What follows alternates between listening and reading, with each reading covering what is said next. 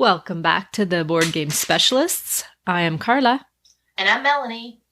And today we are talking about our top 9 games that we've played from 2022. Yeah, so those are games that were released in 2020. Or published. Yeah. Released as well. Yeah. Yeah. Yeah, not just our favorite games of that, like that we played that year, but of the released games in 2022, what we have played. So, of course, we haven't played them all. Nope. We would like to, yep. Of course, but we have not. We've played quite a few. This was tough for me. The, 4 that didn't make my list, I can't believe they didn't make my list, but that's because there was so many good ones that I had to only choose 9. So, was it tough for you? Like a bigger top 9. Yeah. I think this wasn't too bad. I don't think I've played as many 2022 games as you have. Oh, okay. So it wasn't as big a list to pick from, probably. Because I do a lot of rediscovering old games. I like to play the old classics and then kind of discovering those. Because, I started in the hobby in 2017. So there's a lot of games that were kind of published before I got involved. So I like to rediscover. I guess that could be one of our later lists, top 9 older games. Yeah, before 2018 or something. Yeah, I love the old Euros too. So that's a good one. Yeah. We'll have to do that soon. Mm-hmm. Yeah, but before we get into that, what have you been playing lately? Yeah, I've been playing a few things. So I had 3 Kickstarter come in. That a friend grabbed for me, so I had Fit to Print, finally. It was at FallCon, but I didn't get a chance to play it there, so that one came in. I had Point City that came in, and I had Deep Dive. But then my friend Michelle just had her birthday, and this is great with board game people, because we still have board game days on our birthday, have a party, board game days. We had pizza for supper. Like a kid's party? Like a kid's party. It was amazing.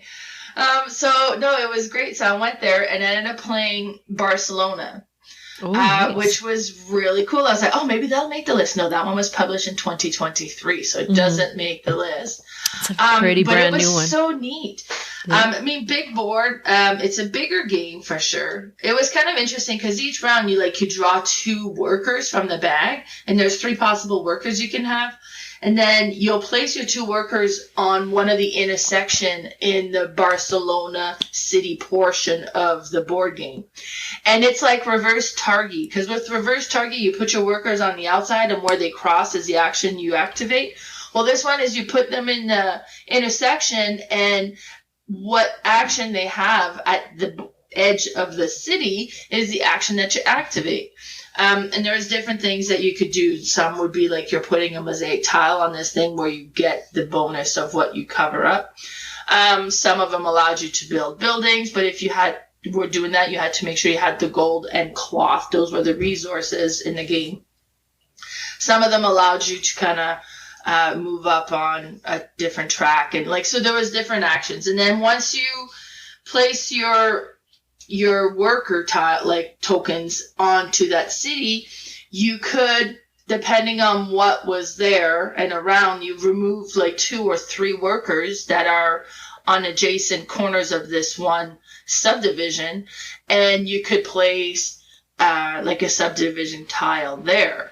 And it was just neat, because you could build over that if you were able to build a higher level subdivision, because you would be able to do a level 1, which would have 2 of the sides were buildings. But if you did a level 2, then 3 of the sides were building. But you just got kind of a bit better. Well, better, because some of the stuff is you would move up on this track, and it's the multiplier track. And it was you move up on the, was it circa something track, and that's the designer of the Barcelona city, apparently. Oh, wow. So the more you move up on that track, the higher the multiplier you get. And then when there's enough workers that fills one of the 3 segments, those triggers the scoring, and you had different scoring goals each round. So I forget what the first goal was, but let's say it was the most intersection, for example. Then you would get 2 victory points for every intersection you had built, multiply by your multiplier on this track. And some buildings that you would kind of, or subdivision you would like build would move you up on this track, but some of them be like bigger building, bigger reward, but it also moved you down on this multiplier. So would you end up with less points? It was really neat. I really enjoyed it. Like it was, I'm finding that with the bigger games, like you look at it, it looks really intimidating, but once you get going, it is really not that bad. And that was one of those. So that was one of the games I played. We did get to play Fit to Print while we were at that birthday party as well, because my friend brought my games there for me to pick up. And that was really neat. So real-time games, I definitely see what they mean about it. It's kind of compares to Galaxy Truckers, because you do have the where you have all the pieces in the middle, and you grab one and you bring it to your little 3D cardboard desk. And then once it's on top of your desk, you can flip over and look at what it is. And it'll be either a picture or an article of a certain color or an ad. And when you're building your newspaper, because you'll have like a newspaper that you put all these pieces in, you've got to make sure the orientation stays correct. And pictures can't be next to pictures, and articles can't be next to the same colored article. They can be next to different colored ones. And then you want to put the ads in there as well, even though they don't score you points. If you don't get enough ads, you don't score at all at the end. So you want to make sure that you're not the lowest in ads. Because when we played, Amy by far had the most points, but not in ads, so she didn't get to score because she went out of business. And it's cute. Like, we were looking at the titles of the articles, and it's like, a twig shortage is really affecting the nesting business, like, and stuff like that. So it was super cool. Then you have these different goals every round, and then the picture is like, okay, well, I'll score this much if it's next to these, or so you're trying to kind of do this, and you have 4 minutes to pick up your pieces, say, okay, I'm done with that, I'm starting the layout, and then to do your layout, and then score at the end. Really cool. And then yesterday I played Point City. I know I'm mentioning 3 here instead of 2, but Point City was so small. Point City is like Point Salad meets Splendor. So you have your grid of cards that you can draw that are resources instead of vegetables. And the resources you can just take and add to your stack. And once you have enough resources to buy the city tiles, then you can go and buy the city tiles. And some of these city tiles will give you like ongoing resources and points and different things like that. And then the resource you spent for that city goes away. But what's neat is like as you refill the board, if you collect a resource, you refill with a city tile. If you collect a city tile, you refill with a resource. Very simple game. I mean, it's a little bit higher complexity than Point Salad was, but Point Salad is so simple. But it's really Point Salad meets Splendor. It was a lot of fun. How about you? What have you been playing lately? Well, have you ever craved a game like you crave food? Yes. Oh my God. It's like, I really want to play this one. And it's just like, you have game cravings. It's a thing. Yeah. I know it's weird, but all gamers must experience it. Well, I was craving a Lacerda game, and my favorite one is the Gallerist. Mm. So I was playing it before Falcon, just relearning it again. So it's quite easy to relearn once you've learned it because it just flows so nice. But then I played it a few times solo, but I did get it to the table as a 2-player game this week. And I just love it. It's such a cool game. Like you own galleries, and you are trying to promote and discover artists and buy their paintings and sell them and basically have the most money at the end of the game. There's really only 4 spots you can go to, so it is a worker placement game. You'll go to these spots, and when you go to one, if somebody had left an assistant there, they could also take a kick-out action, which is neat. So you are either discovering artists, buying their paintings at one. Another one, you're promoting them or hiring more assistants. Another one, you are taking contracts or selling your paintings. And then the 4th one is kind of neat because you are trying to get into this little auction and be the highest bidder of this one piece of art at the end of the game you'll get. So it's kind of like a free piece of art that you didn't have to, well, you did have to put money in the auction, but you didn't have to pay big money for it. So, and then you would also get like a majority in that grouping too. There's so many little things going on, but it's not, I would say it's one of his easier games. Like he has usually very complicated games. This one would be on, probably the lower end of his, which still is like over 3 point something, but it's just such a beautiful game. The layout is so nice. The art, the little square tiles of art that you grab are actually real art from artists. And Vital does some of them himself in there, which I didn't notice until I was reading the rule book. After I flipped through it, I'm like, what? Oh, he's done some of this art, which is cool. So some of it's really abstract, but there's some really neat pieces in there. But it's, I haven't played his new one, Inventions. What is it, A New World or Inventions? Oh, yeah. Did you play that one? I didn't play it. I took pictures. I didn't realize it was a Vital game. It looked really cool. So that Cherry and Ashley did. Ashley, they played it. Yeah, they really liked it. Oh, and so I haven't played that one yet, but this one is my favorite. If you ever get a chance to play the Gallerist, give it a try. Another one I played, I've been on such a roll and write kick lately. I had played so much in 2020, 2021 when we were in lockdown. Me and a friend, we would play over Zoom, and I probably bought every kind of roll and write game possible at that time. And so we would just play 7-8 games a night and then call it a night. But it was just the way we could do it when we couldn't be together. Yeah.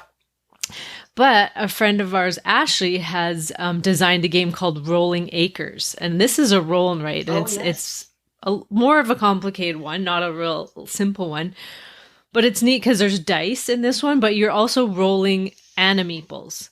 And the animeeples have little pips on them. So depending which way they land, that's what you're going to get to use for action. So like if the chicken is like right on his back, then I don't think you get it. Like if they land up on their back, they're kind of, you don't get anything. But if they're lying down on their side, you'll get like 1 pip. If they're standing up, you get quite a bit. And then there's some like, I think if they're kind of like their feet are up in the air or something, they're even more. Like bucking or something, yeah. Yeah, but it's really neat because you also get an action from the tractor at the beginning. And what you're trying to do is kind of go up all these little animal tracks, but feed them as well and upgrade them. And if you end up upgrading each of these animals, you'll get 2 actions out of each animal. So you'll take the action that you rolled and then roll it again and get that action.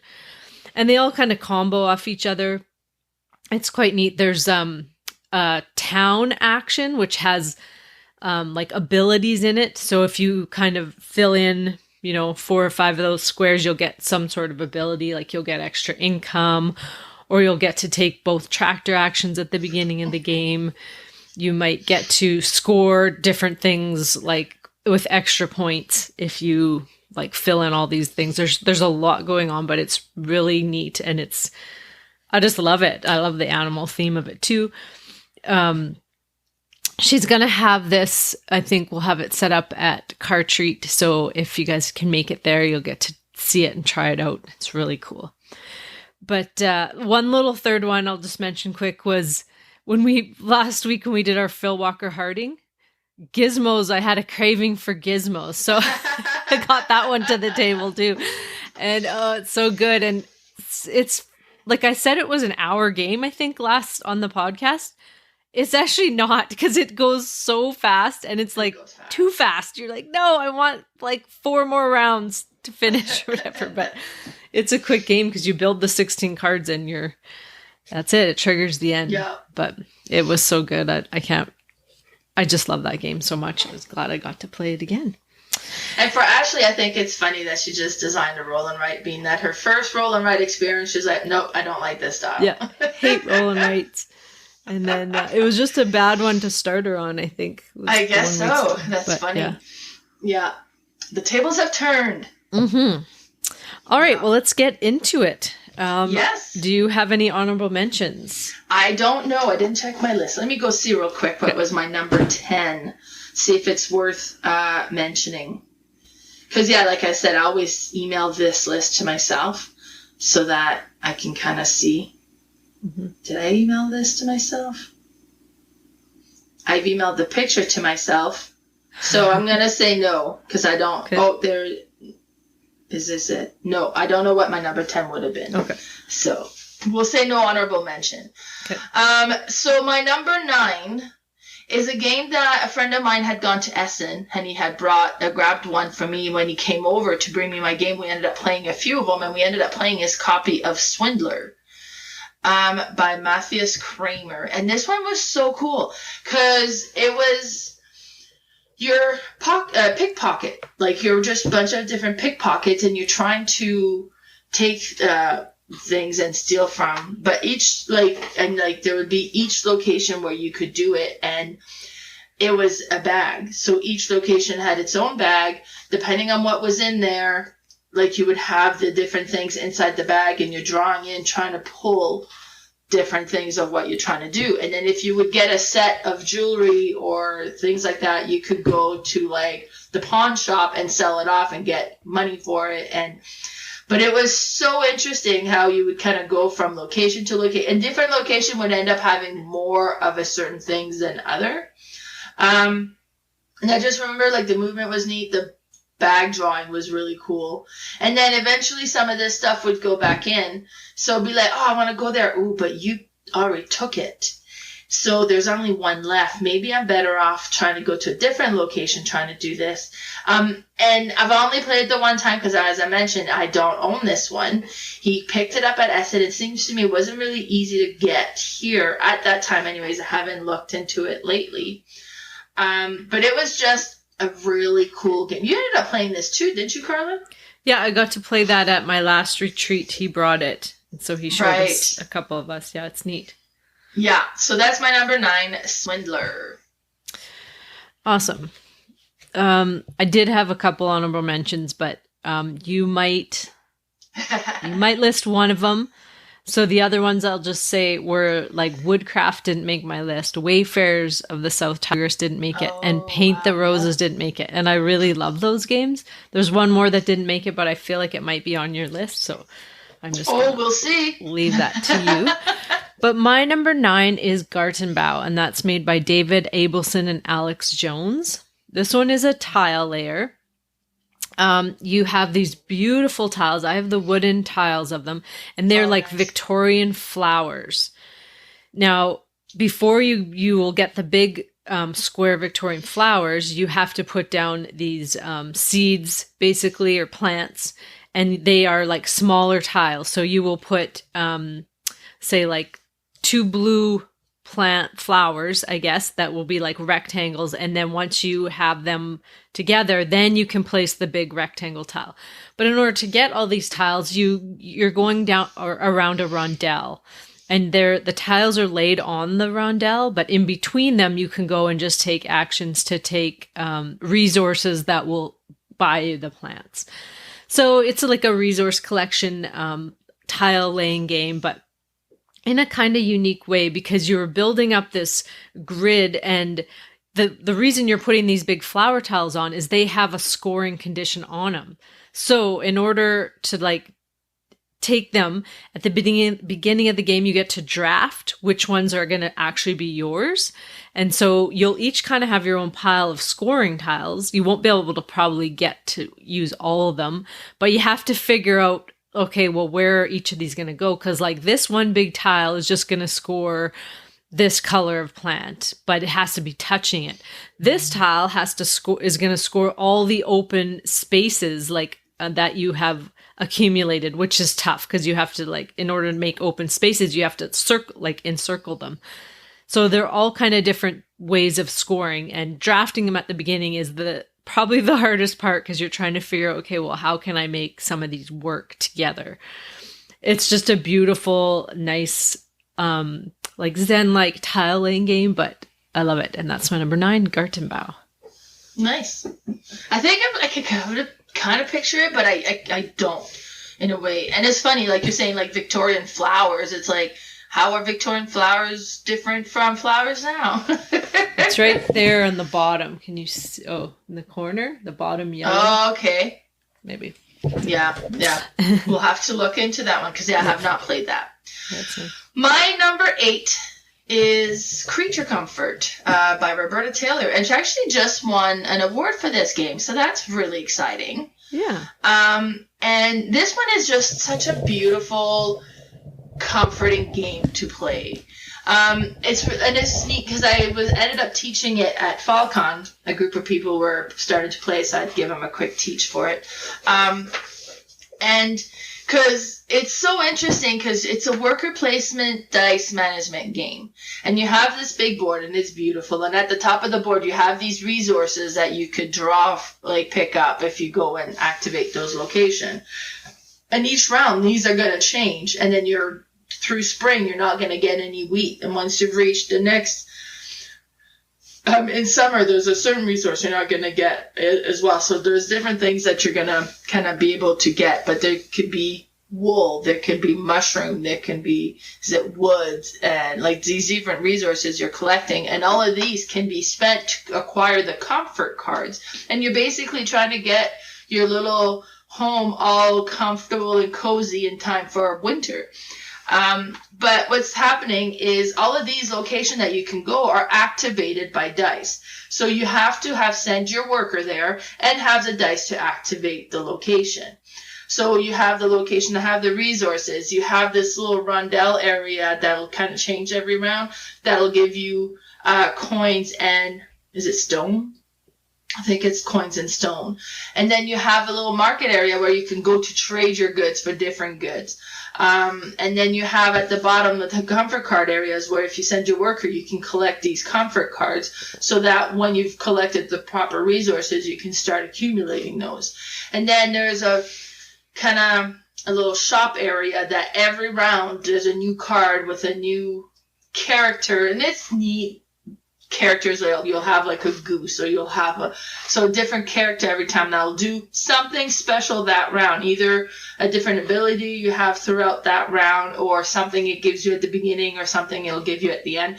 Plus, if you visit that little shop, they also have something that you can utilize this as a space to spend the dice to do something, and that's going to be different every round.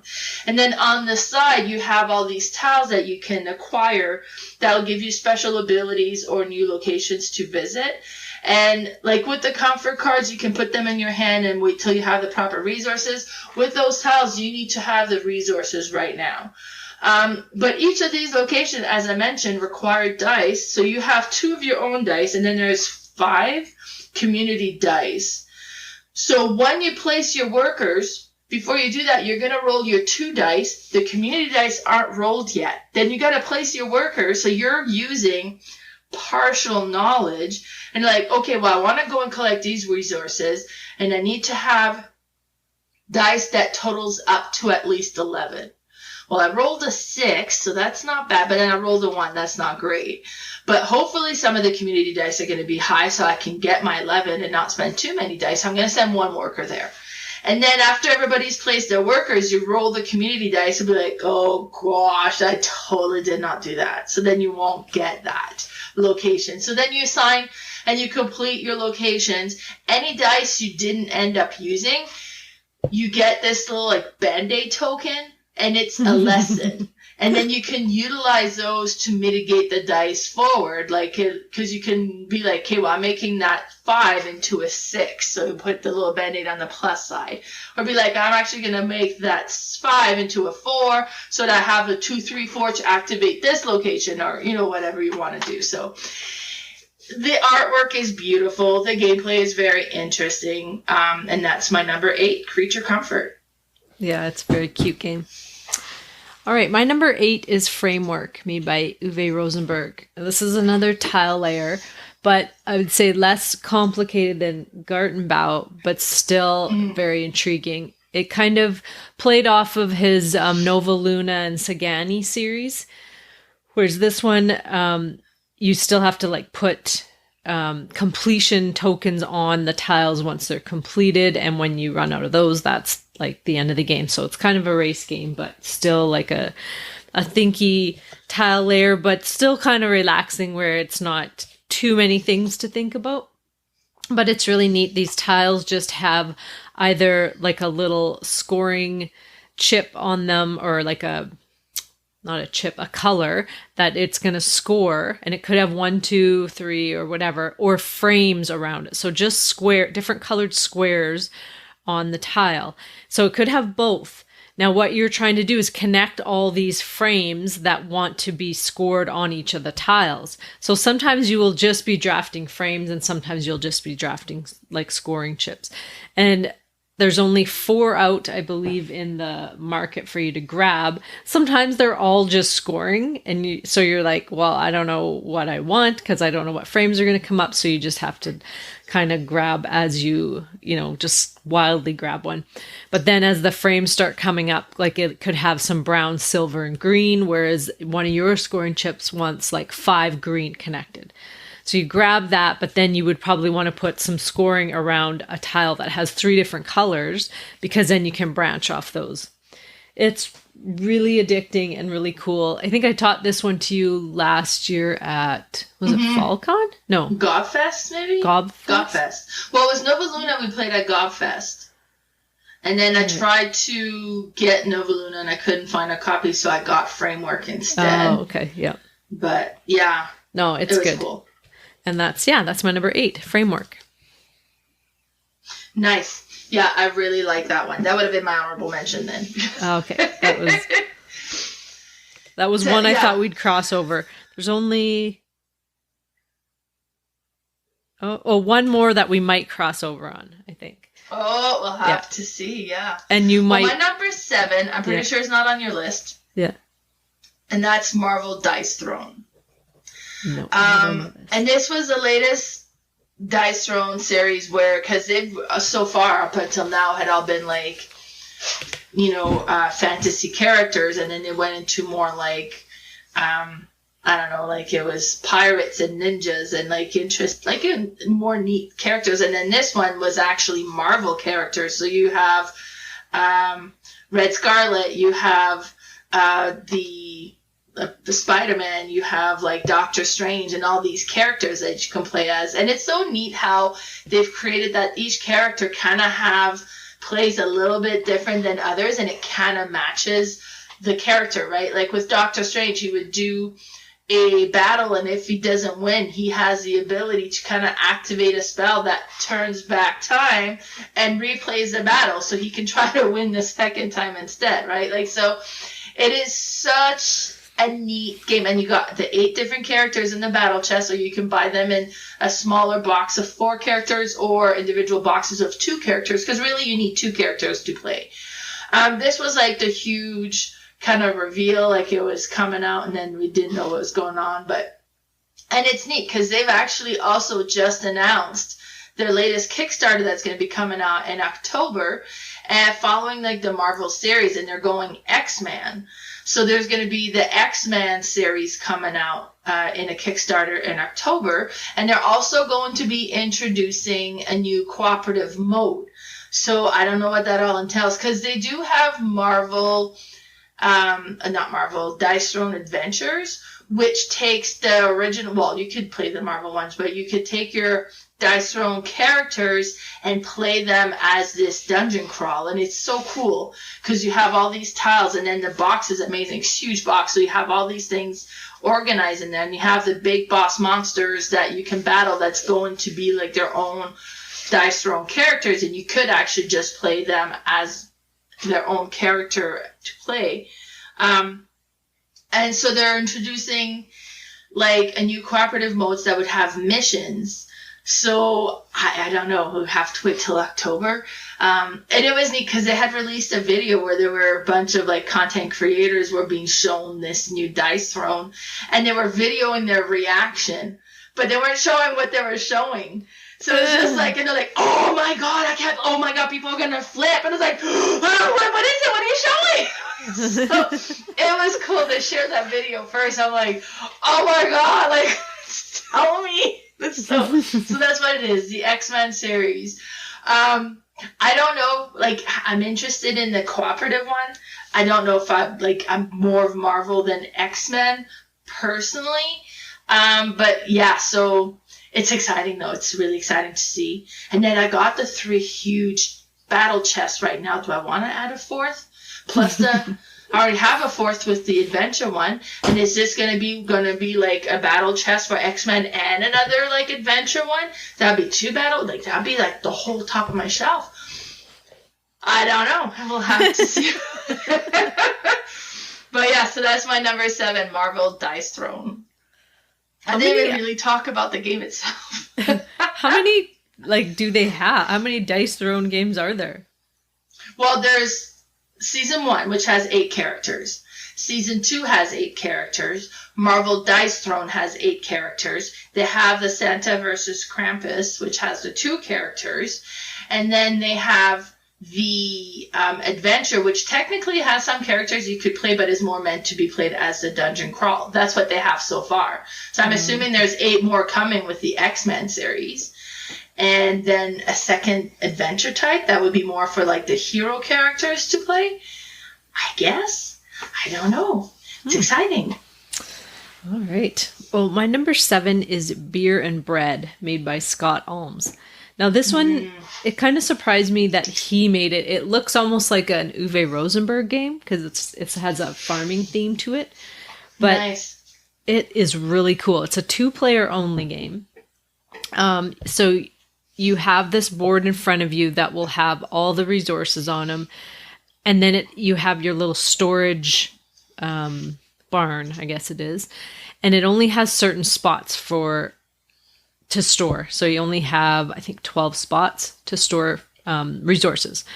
Once you fill up those spots, you can add and then remove, but you don't have any more space. There are some cards that will give you more space, but you each have a hand of cards and you will draft one and then you will swap hands. So you kind of can never keep your exact hand. And what you're trying to do is build up your brewery and your bakery, but pretty evenly because you're only going to score the lowest one of the 2. So it doesn't matter if you get them, or sorry, is it the highest of the 2? Yeah. So you need to keep them pretty even because if you have one, no, it's the lowest. Yeah, it's the lowest. If you keep them even, if you have one really high and one really low, you're only going to score that one. So you kind of need to keep them pretty even. And how you're doing that is you'll play a card and you'll either play it to collect resources, like these are multi-use cards. You'll play it to build up your brewery or bakery, so you're baking bread or making beer. The other thing you can do is use it as an upgrade. And there's all different types of upgrades you can do. Some are just endgame points. Some will give you an ability throughout the game. Some will give you more space to store resources. Some will let you keep more cards in your brewery or bakery. Every time you do upgrade, you get to clear them out. So normally you can only have one in your brewery and one in your bakery. And then once you clear them out, then you can put more in. But some of the upgrades will let you have, an extra one in either or. Now, the neat thing too is when you're taking resources, because you'll play a card and you'll take the top resources, and then next time you want to take resources, you'll play the card on top of that and you'll take all from both cards. So you will build up quite a bit, but if you can't fit them in your barn or your whatever, you have to give them to the other person. So there's times where you really need like one resource, so you play this card and it gives you like 10 resources and their shed is completely empty, so they get to fill it right up. But if you don't do that, then you're not going to be able to like build your bread or make bread or brew beer. So it's really cool. It's a nice production, like beautiful art on there, and then these nice little wooden, of course, food meeples. It's a fast game. I think it's only 6 rounds. You do have like a wet phase and a dry phase. So there's 3 wet and 3 dry. And of course, you'll replenish the resources in the wet phase like abundantly. And then in the dry phase, they're not as abundant. But then it gives you these 3 cards on the side that you can play as well. Because on the dry phase, you won't swap hands. You're just going to play the cards you have. So it can kind of get stagnant because you're like, well, I don't want any of these. So you have these other 3 that you can play as well. It's a really neat 2-player game. And I finally got to play it. I got it at Christmas, and I think I only played it about a month ago a couple times, but I love it. And that's my number 7, Beer and Bread. I do want to try that one. I like him in the Tiny Epic games, so I'm excited to see like him. I mean, not that this game is huge by any means. It's still a small box. Yeah, game, I'd say it's a smaller game. It's like at least 2 Tiny Epic games. yeah, like the size of it, but it's half the time of a Tiny Epic game. Right. So I'm interested in this one, and I do want to try it. Yeah. And I'm intrigued. Perfect. Well, my number 6 would have been a crossover if this game would have made it in your top 9, but it didn't. It's below. And that's Paint the Roses. Oh, yeah. So we ended up playing that when you guys had come over one time, and it was just so interesting. It reminded me a lot like Cryptid, but the theme was a lot more satisfying, and the gameplay felt a lot more satisfying. And you're in this garden, and you're trying to kind of figure out everybody's rules, and you're trying to like figure that out before the queen catches us or something. And we'll be in these locations and be like, okay, so you kind of ask, like, can we place here? And then everybody will say whether they can or not. And then it'll be like, okay, so then you kind of try to start figuring out what everybody has for their limitation. And I know that one time we played, I was like, okay, well, then it's clear. It needs to be here. And then it's like, why would you say that? I was like, well, because it's not you, because you said this earlier. She's like, oh, whoops, and had to go back and forth a token. So it is, and this will happen in Cryptid as well. You got to make sure that you answer the things correctly, or you will break the game. But it was just such a satisfying deduction game, and it's a co-op deduction game, and it was just a neat game to play, and I really enjoyed that. So that was my number 6, Paint the Roses, created by Ben Goldman. Yeah, it is a very good game. I like it too. My number 6 is Downtown Farmers Market, made by John Benvenuto and Alexandra Dua. That was a hard one to say. Right. This one is a smaller game as well. You can play it up to 4 players, but it's just a simple Sudoku-like tile game. So you have this grid in front of you, and you have placed 4 scoring tiles, vertical, and 4 horizontal on top. And then you're going to fill the grid in the middle. And everyone has different scoring tiles. You're going to draft tiles from the middle, but each of these tiles has a condition on it. So it might say it only wants 2 carrots, 2 bread, and 2 milk in this row. So you are trying to draft tiles to do that. But on top of the, where like the columns run, there's going to be different scoring tiles. So where that connects, it might have one that says it doesn't want any milk. So you are just trying to suffice both of those. Sometimes you can't do it because, like I said, if this one, say it wanted 4 milk and you had a tile at the top that said it wants none. Well, you have to like either suffice one and give up the other, or vice versa. So it's just a little brain burner Sudoku-like type game, which I love, of course. I love those little puzzly games, but it's so simple. The art is just basic. Like, it's like somebody just drew carrots, and like it's nothing special at all, but it's just such a unique like way of doing like a Sudoku type game. And there's tons out there that I've played and tried, and I do love most of them, but this one is the simplest to get to the table. You could teach this to anyone and play it very quick. The neat thing is too that if you play it with a lower player count, you're not just drafting tiles, you will draft one and then take one away. So you will take one and then basically hate draft. Take one, basically hate draft, so that the other player isn't getting the exact tile that they need. It's really cute, and I love this one, and that's Downtown Farmers Market. Nice. Yeah, I've heard you talk about this one a few times. Yeah. My number 5 is one that I played at your first con last year. And that's Wonderlands War by Tim Heisner, Ben Heisner, and Ian Moss. It's a big game. Like, it takes a lot of table. You have all these different characters that you can play as. So there's a lot involved with this game. And you're going around the track, but it's area control in a way, and you're kind of battling. So based on your abilities, you'll be kind of sending and I can't remember, are they like little miniatures? Or are they... Yeah. Yeah, so you're kind of sending them... You can get a the base game Kickstarter without, version. but Maybe, yeah. So, and that's the thing, right? You never know when you play, was this a fancy version? Is this a... Yeah. But anyways, so you're sending these to these different locations. You're trying to control them, but you also have like these secret goals. Because I kept kind of going to the one location, trying to have as much area control there, because it gave me bonus if I controlled that particular location based on my personal goals. And then it was bag builder as well. So you had like the things that would go into your bag, and you would pull it out, trying to. And had like a push your luck element, because if you pulled out too much of one thing, it would kind of fill in the top portion, and then you'd be clogged up with that. And then it was really one of those games that it was like, okay, how much different mechanism can we fit in this?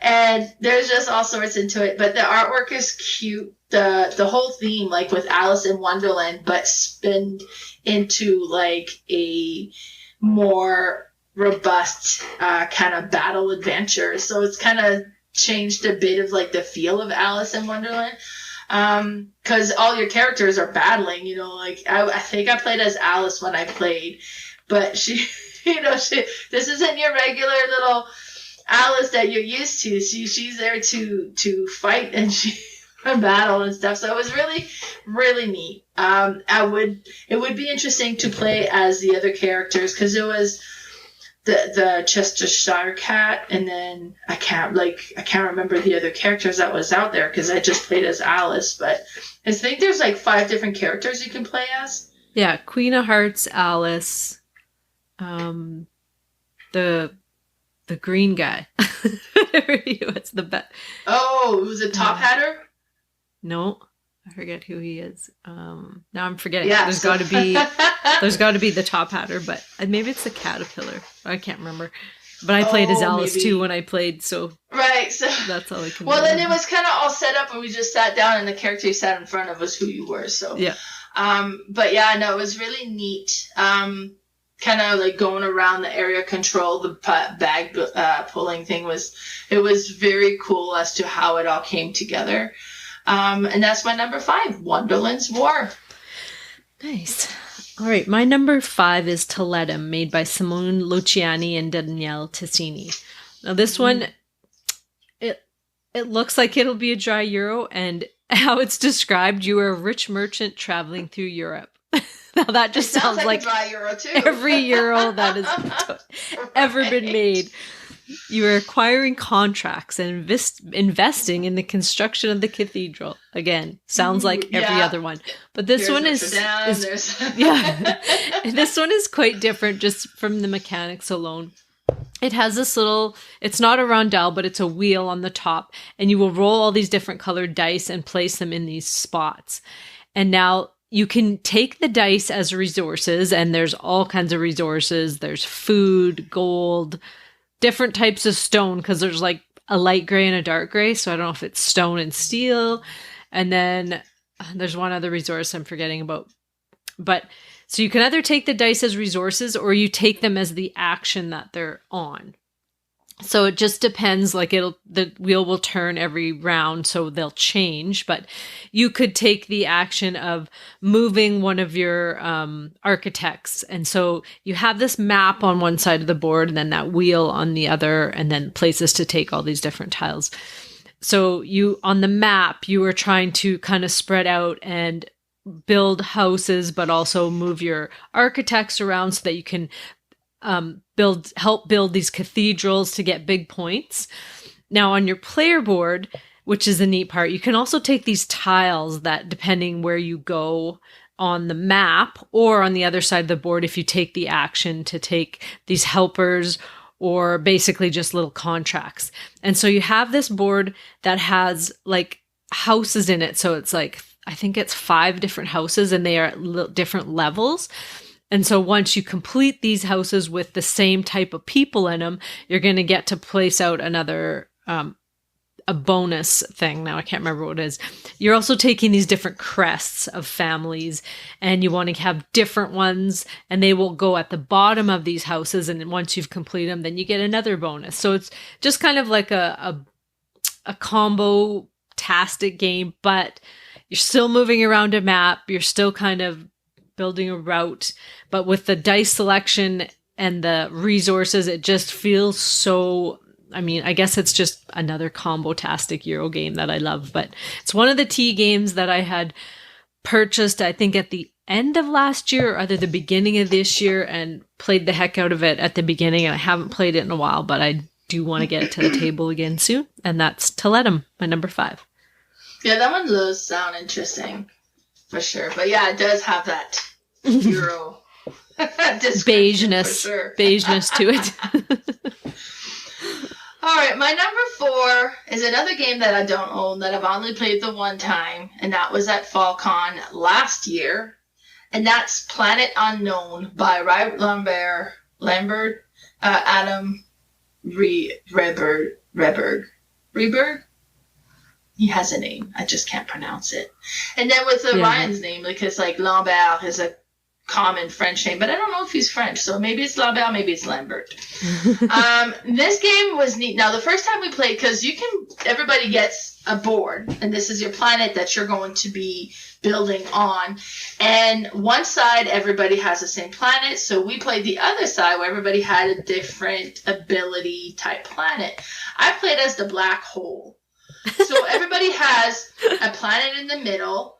I have a black hole in the middle, and I have to build around the outside, which made getting around so much more complicated.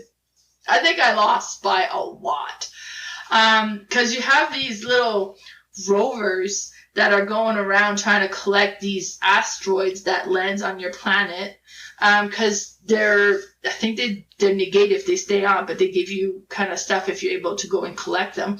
Well, it's so hard to get around with the outside, and then at one point I ended up with both my rovers on the same side, and I'm like, okay, mistakes were made. And then you have this track where you gotta kind of, from what you're collecting and what you're putting on your planet, you're gonna move up on these tracks, and that also was different player powered. Mine was, my water track kind of zigzagged throughout my other tracks, and I could go up water a lot faster, so it made sense trying to get more water onto my surrounded black hole. And then I'm trying to do that, kind of go up on this track, and then the further up you go on the track, kind of the more abilities you would get. And you're placing the tiles onto your planet, but the tile placement thing is what was really cool, because you have this Lazy Susan piece in the middle that's like a circle thing with a Lazy Susan. The active player, and we all put a token, like an arrow that points to one of the spots on this Lazy Susan. So the active player will spin this around until they have the piece they want facing them. And then each section has 2 sets. So there's this one size shaped piece or this other shaped piece. So they move it around until it's like, this is the piece I want, so I have this in front of me now. So whatever you have that's across from where you've put your arrow, those are the pieces you're going to have access to. So you get the 2 pieces. You do have to get the option to choose between the 2 pieces, but you're limited. They pick what they wanted, so now you're stuck with these 2 pieces. Hopefully it works out for you. But be like, okay, well, I could take this one or this one. Well, I guess I'll go with the water because the water gave me benefit. And then you have to fit this into your planet, and then it's neat. It is a very interesting game. It was super cool. The black hole sucked, but I still really enjoyed it, though, kind of going around and trying to, because you score if you have like a completed line or like row or column, and you would score bonus points for that. But and you could still do that with the black hole, but it was a lot trickier to fill, like both corners. But yeah, so very interesting. Really enjoyed that one. It's the one I don't own. It's one that if I come across, I probably would purchase it. But that's my number 4, Planet Unknown. Awesome. I love that game.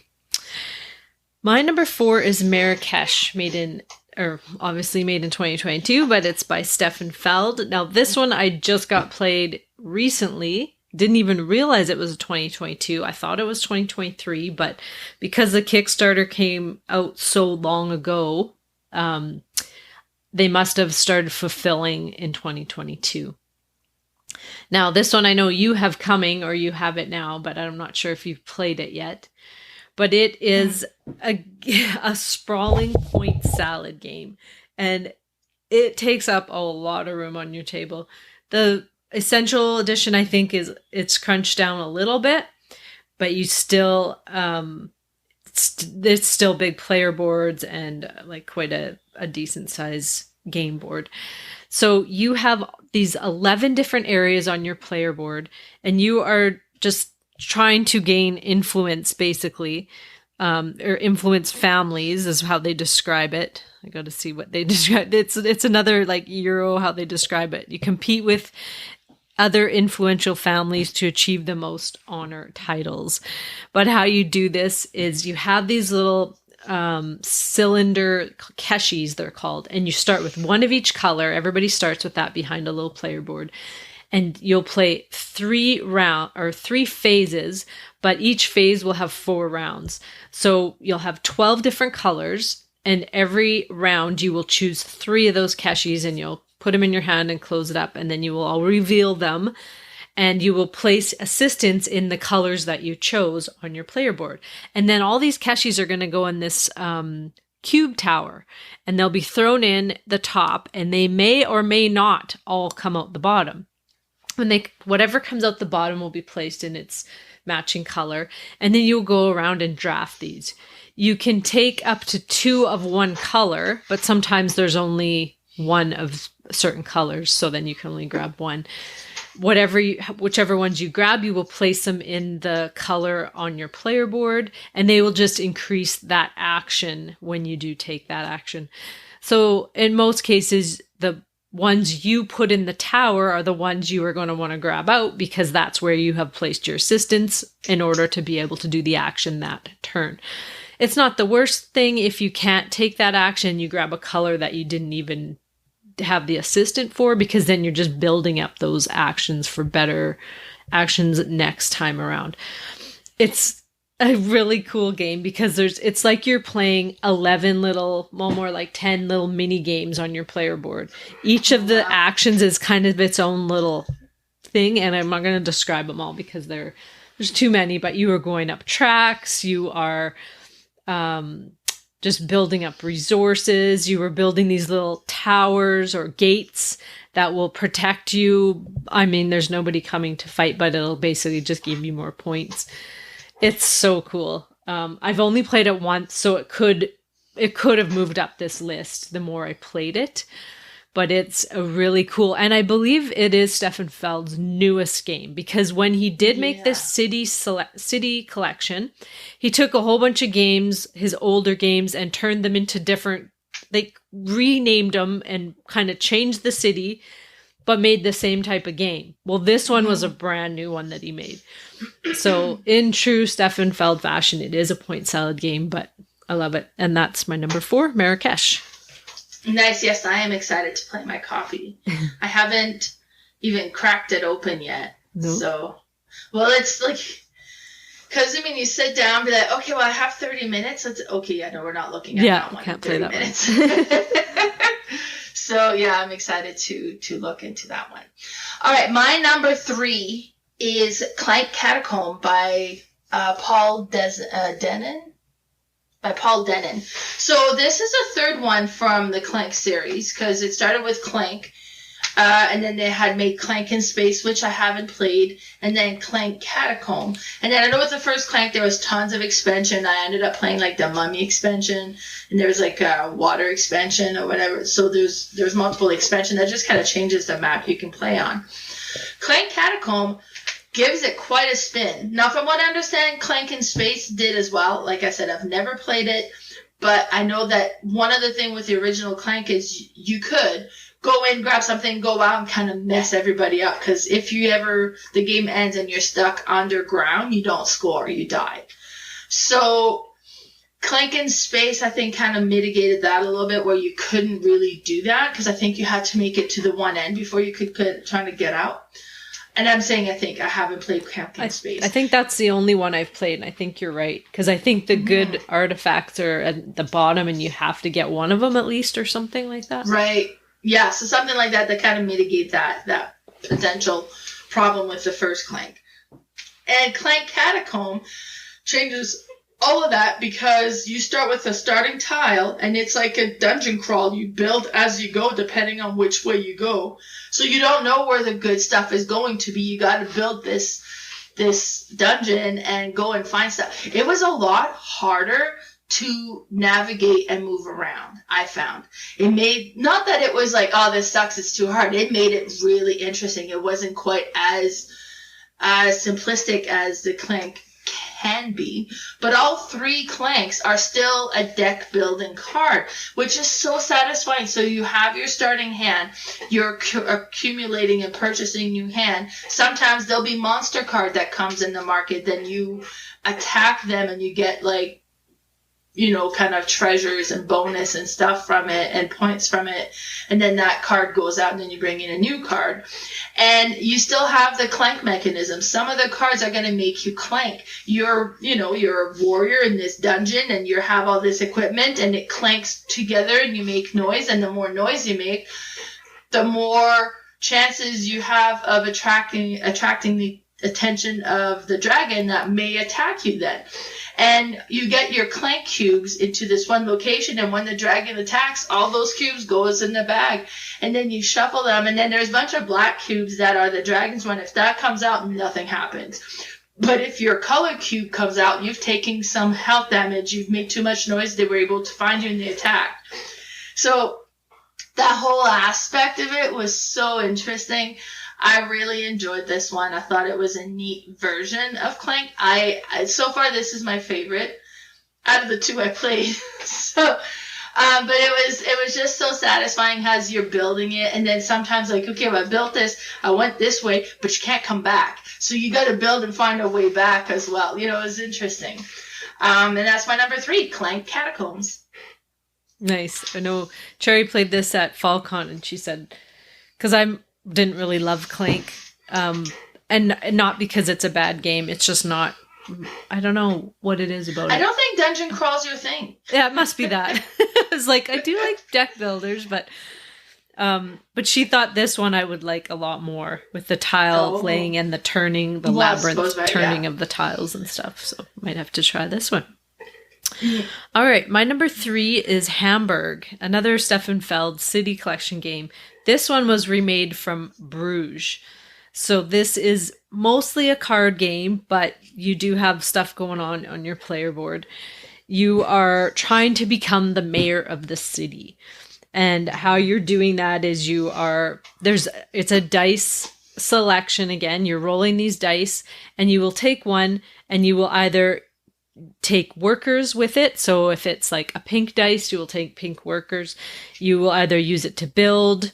You will either use it to make foundations for your building, to grab workers, which help you build and help you do all kinds of things, to build your wall, or to just collect money.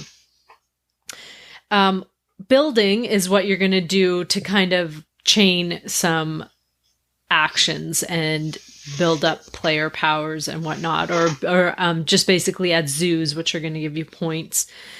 There's like a city hall square that you're going to try and move up, and that will give you points and might open up some other little players or little workers for you if you can get to certain points of it.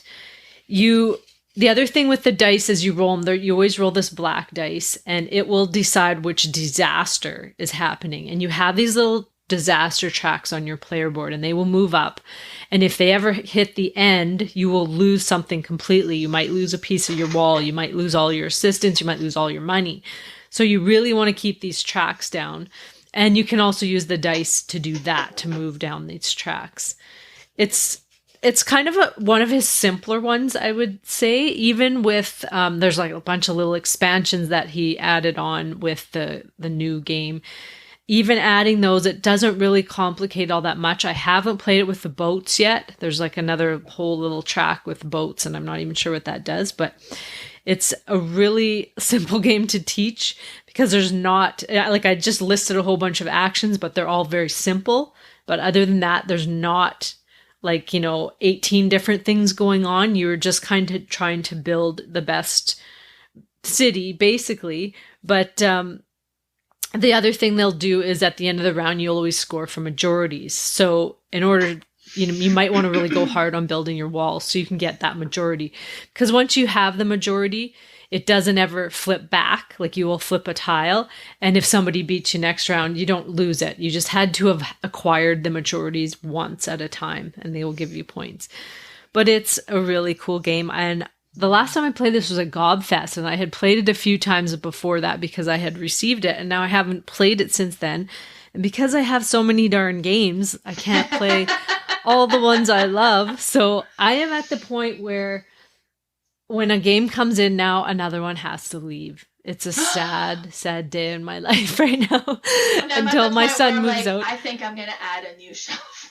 No, I don't have space. So until my son moves out, which I don't want to rush that. He's my baby. Yeah. But then I don't have the space. So now, like every once in a while, I'll look at games or somebody's asking about a game. Actually, in our group chat earlier, someone was like, "Oh, do you have this game?" I'm like, "Yep, I do. I'll sell it to you," because I know I have one more coming and I have no room for it. So yes, I'm at that point where one comes in, one has to leave. Bigger games, I mean. I can always kind of squeeze in the small card games or the smaller games, but normal size box games, I am at capacity right now.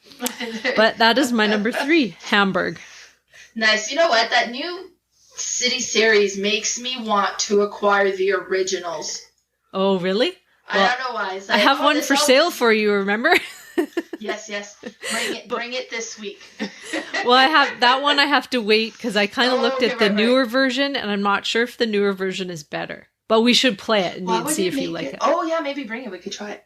That'd be cool. Yeah. And it's just funny, like, because like you get all these new, and I don't know why I like the old ones. Like they appeal to me. It's kind of like it's like, oh, but look, I got the classic one. Yeah, the original. Yeah. Exactly. And I mean, the new version, obviously, they've improved. It looks amazing. Yeah. But it's like, I appreciate and enjoy it. It's like, oh, this is coming and they're redoing this. Okay, I'm going to get the originals. Everyone's that is selling off their old ones. And the nice thing about, I think most of the old ones is they all line up. Like they're all the same kind of height of box size. Some of them are wider, but like, I think I've seen somebody had a whole collection of the old ones and they all lined that straight line. I love that straight line. Oh my God. Okay. My number 2 is Wingspan Asia by Elizabeth Hargrove. Now, this is the only Wingspan I own right now. I only have the Asia one. I had played the original one back in 2019. And I had played it with Lee and friends, and then Lee's like, I don't think I like this one. I think it was just like Lee was just getting into the hobby, and I think it was just too much. Mm-hmm. And so I never kind of really got it. I've played it then one more time this year. So I haven't played Wingspan a whole lot, and we played it again this year, and it was like, okay, this is a neat game. So I ended up buying Wingspan Asia, which is a standalone 2-player version of the game, or you can use it as a expansion for the base game.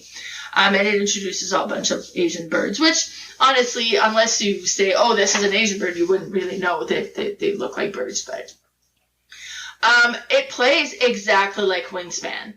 Wingspan Asia has the basic Wingspan feel, except it adds this little board that you'll be kind of playing. So every time you place a bird onto your tableau, you place one of like a yin-yang half of and they never connect. You just put your half onto this board, and it has to match up one of the element of your bird, either the type of nest that it have, or the type of terrain that it can live in, or its wingspan, or different things like that. And you would match that up, something about the element of that bird, and you would put your little token onto this board. And each round, you score something different. And a lot of times you score something that's on that particular board. So you're trying to have the most of this certain nesting, and you get so caught up in that I'm like not paying attention to him, just trying to get these like end round scoring stuff. Because at the end of the game, you also get to score your cluster of tokens. And I had a cluster like of 2. I was like, oh, right. I was not worrying about that at all. And Lee had like a cluster of 8. I'm like, oh, God. But it's such a satisfying game. Like, it's really, when you think of it, it's fairly simple because you have 4 actions you can do. You can play a bird. You can go and get food. You can collect cards, or you can get eggs onto your board. But it really has like an intricate aspect as you add birds. It creates a whole, what's the term? Like your engine building aspect to it, and you're trying to get stuff, because now if you activate the feed and that's on the top, well, you get to also activate all the birds you've added to that location. And it's like, okay, well, I'm going to activate this, which allows me to add an egg here, which allows me to, like, so it is really cool. I really enjoy it since I've played it again. I ended up teaching this game at FallCon this year. And actually, FallCon was gifting little 3D printed birds to everybody who was playing. And I ended up getting a few of them. So instead of using action cubes to kind of keep track of your actions, you can use these little 3D printed birds. And so it's exciting. I'm excited to play with it. And that's my number 2, Wingspan Asia. Yeah, that one is awesome. I didn't include that one only for the fact that, for me, it was an expansion. Because I already had the base and all the other expansions, and I had just ordered the big nesting box to put everything in, and it included that when I ordered it. So I didn't include it in mine, but I love it. I love Wingspan. I just recently played it on BGA. I don't recommend playing it in real time because you don't get much time, and you need to read all the cards. So I'm like reading through, and my time's running out. I'm like, I gotta do an action. And so it's like, it feels like speed Wingspan on there. So I normally will play it where it's player turn, like you have 2 days to take your turn because you have time, but it is it's very fast on there. But I love that one. Good choice. All right, my number 2 is Atiwa, and this is another Uwe Rosenberg game. So I have 2 on this list. This one is quite different from what he usually does because it is a farming type game, but he has way different mechanics in this than any of his other games. This one the theme is bats, fruit bats. And what we don't know about fruit bats, or at least I did not know, is that they are actually helpful in growing fruit. And this is in Ghana. People used to think of them as evil, the devil. If they appeared around them, they thought bad things were going to happen, so they would kill them. Until they learned that they are basically increasing all their fruit crops because they will eat the fruit and then they will poop it out somewhere else, basically dropping seeds everywhere. So basically eating and seeding as they go. Now, in this one, it is a worker placement game, but you have your own little player board with all the resources you're going to need, basically, other than acquiring more bats. So you start with this little 3x3 grid under your player board, and it has places to house some bats. I believe it has a tree you can put there, an animal, and whatnot. I think everyone starts with the same one. They might be scattered differently on the card, but I think they have the same thing. And so what you're trying to do, you also have a place where you have a family. And they are always untrained. So being an untrained family, you don't know that bats are good and you will try to kill them and possibly eat them. But until you train that family, you will only get to, at the end of the round, pan for gold and you may get nothing. Whereas if you have a trained family, you will get a gold automatically. The one good thing about the untrained families is you can feed them the bats because they do eat them, whereas trained families do not eat the bats. Yeah. But it's neat because you are also trying to get more of these grids, which are more villages or the different things that will add like more things so that you can increase your little farm. It's not really a farm, I guess, but more like a garden, trees to hold bats or trees to grow fruit. Now, as you're doing this, every time you, at the end of each action, you are able to pay a seed, I believe, and a tree, or pay a seed and send these bats away, and you get to add a new tree. Or it's a fruit. Now I'm forgetting exactly what you get to add, but it's something where you want to build up these bats quickly, because then you can do that at the end of each of your turn. The worker placement spots will change throughout the round because the tiles kind of slide down, so they're all unique each round. You could go and train families, you could go and get more fruit, you can go and get more trees if you have spots. You can get animals, which will help feed your people. You do have to feed them at the end of the round, of course. All kinds of things. That's a style. Yeah, but it's a quicker game too. It's not like a typical 2.5 hour game. I would say it's played in 1 or a little bit more, but still feels like so chunky and thinky. It's really a neat one. And that's my number 2, Atiwa. That's funny. I've had 2 bat encounters, and I'm not the bravest when it comes. The last time was funny. It was a couple of years ago, and there was a bat in the house, and I don't know how it got in.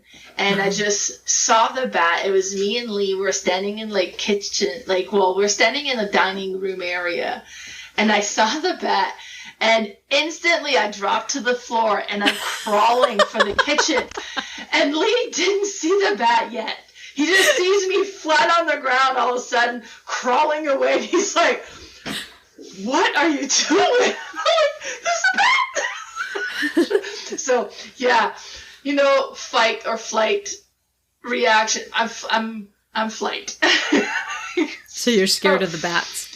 Well, you know what? And I don't mind that there's a bat there. If I know there's a bat there. Apparently, if I'm surprised by a bat in my house, I don't deal with it very well. Yeah, in your house, it's a strange thing, that's for sure. Oh, but I'm instant, flat on the ground and then crawling away. It was, yeah.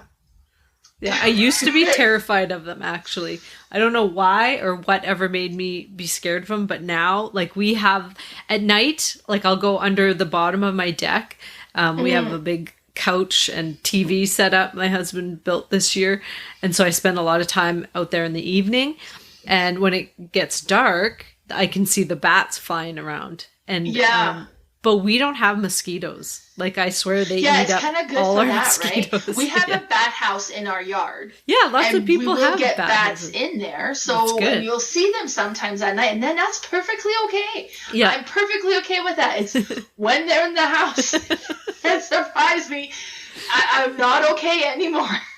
Have you ever seen pictures of their actual little faces? They're actually pretty cute. Yeah, well, no, and I've seen bats close up because, like I said, this was my second encounter. It happened when I was a kid as well. Oh, yeah. And then we ended up kind of getting it out in the daytime. And yeah, they're just tiny ones. They're not all spread open. Yeah. But anyways, yeah.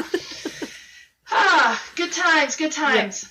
Okay, so my number 1 of the 2022 games is one that I've played just a couple weeks ago now.